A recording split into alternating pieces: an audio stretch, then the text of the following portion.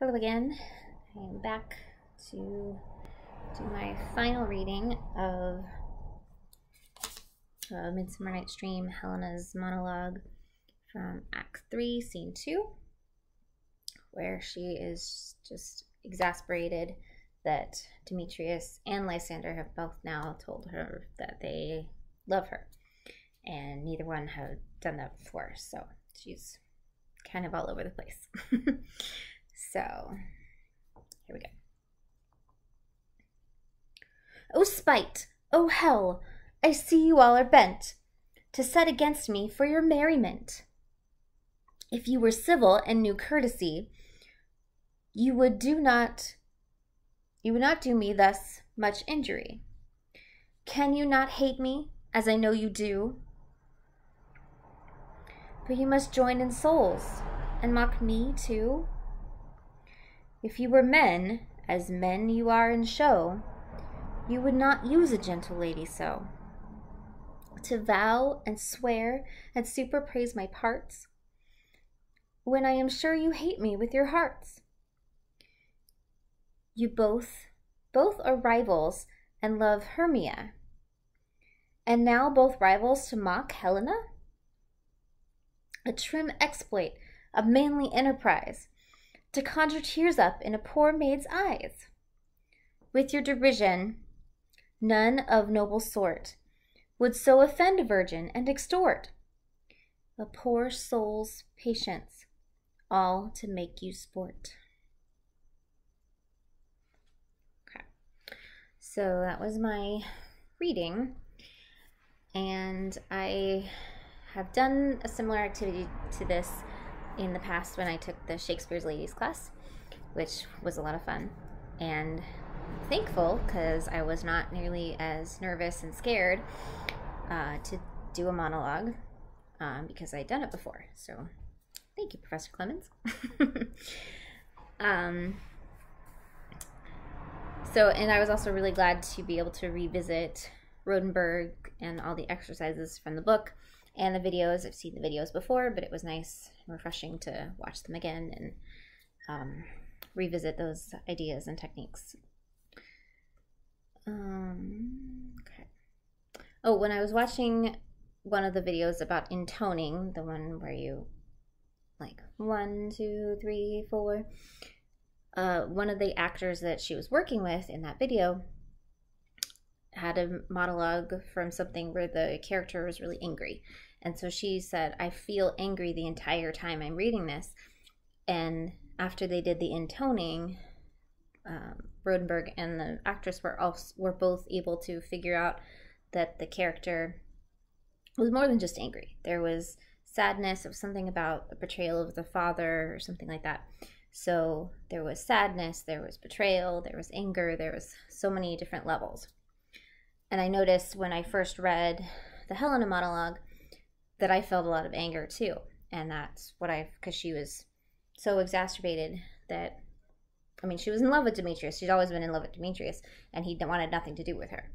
So then all of a sudden, in her eyes, all of a sudden, he is now in love with her. And so is Lysander, and neither one had done that before. Unbeknownst to her that they were both drugged by fairies from the forest. But when I first read the monologue, I just had all anger. I was like, I'm just going to go full out and just be angry the whole time. And then as I did more of the exercises, like especially the one about the breathing, where you take a breath after each word and a breath after each combinations of words, things like that, it really helped me slow down and actually think about each part of the monologue. And then the one about the walking in the thought really helped to help with the pacing and when she changes emotions, because she's not just feeling angry the whole time.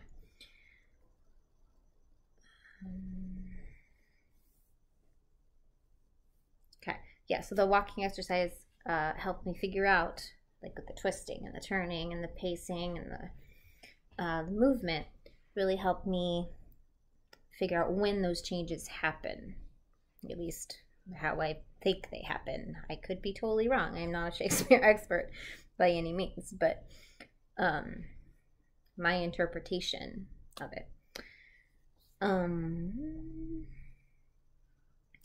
So I feel like at the beginning when she says, "Oh spite, oh hell," that is anger and surprised, because right before that, Demetrius is saying things like, but since the beginning of the play, he wanted nothing to do with her, kept pushing her away. But right before this monologue, he says, "Oh Helen, goddess, nymph, perfect, divine." So he's saying all these words that she never thought she'd hear from him. So instead of being excited, she's like, wait a second, what's going on? So she's surprised and has that anger.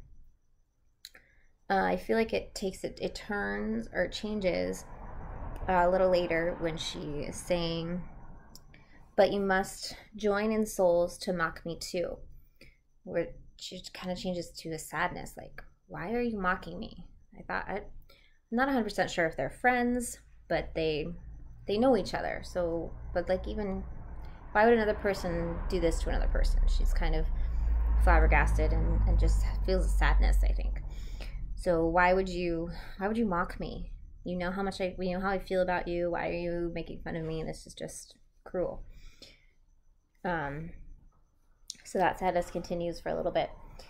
And then I feel like she kind of goes part sadness, part confusion when she says, "You both are rivals and love Hermia." So it's like, wait a second, for this whole time, you were telling me, I love Hermia. They both, Lysander and Demetrius, both love Hermia. So when she says, "You both are rivals and love Hermia," it's kind of coming that as like a question, like, aren't you both in love with her? Like, what's happening? So you both are rivals and love Hermia, and now both rivals to mock Helena. Like, so you're in love with her, but you're mocking me. So that confusion and frustration that she feels. And it kind of ends with sadness again. A trim exploit, manly enterprise, to conjure tears up in a poor maid's eyes. Like, why are you doing this? Why are you making me cry? With your derision, none of noble sort would so offend a virgin and extort a poor soul's patience, all to make you sport.